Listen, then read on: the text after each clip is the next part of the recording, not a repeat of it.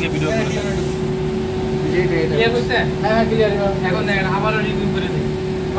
এই push switch তো দেখছেন, অন পুশ অফ পুশ দুটাই হচ্ছে আপনার এনো দিয়ে, মানে এনসি দিয়ে, সরি এনো দিয়ে হয়, এনসি দিয়ে কিন্তু হবে না। এনসি দিয়ে শুধুমাত্র ডোল স্টার্টার স্টার্টেলটা এগুলো হয়। কয়েলে পাওয়ার দিলাম সুইচের মাধ্যমে, এটা কিন্তু অটো ম্যানুয়াল করতেছি, মানে অটো যদি করে আরও টাইমার কিন্তু অক্সিলারি আছে, ওগুলো দেখাবো না আপনাদেরকে। তো মোটরের পাওয়ারটা ডিরেক্ট যাবে, মোটরের পাওয়ারটা কখনো ইন্টারলক হবে না। আর এটা হচ্ছে ইউবিটিতে পাওয়ার যাবে হচ্ছে আমার এইভাবে ইন্টারলক হয়ে, এই এনসির মাধ্যমে পৃথিবীর সব ধরনের ইন্টারলক হয়। মানে এটা যখন ইন্টারলক করবো আর এবির ইন্টারলক করবো তখন জেনারেটার এসিবিতে আমার আসতেই হবে। আবার যখন জেনারেটার এসিবি ইন্টারলক করবো তখন আর এবির এসিবিতে যেতে হবে।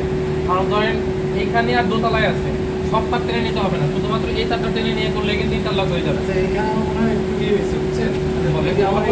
এটা আরবিতে নিছি না, এটা নিতে হবে জেনারেটরের থেকে। না না না, এটা আরবিতে নাম জেনারেটর এই যে লিখে দিছি তো, এনসি জেনারেটর, এই জেনারেটর তারের থেকে আরবি তারের থেকে নিয়ে তো জেনারেটর খালি ইন্টারলক করবো, না হলে ইন্টারলক হবে না।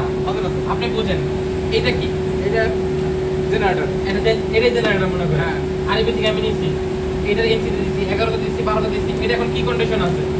Of condition. তার মানে এনসিতে পাওয়ার পাবে, পাওয়ার পাইলে কি আমি চালু হতে পারবো?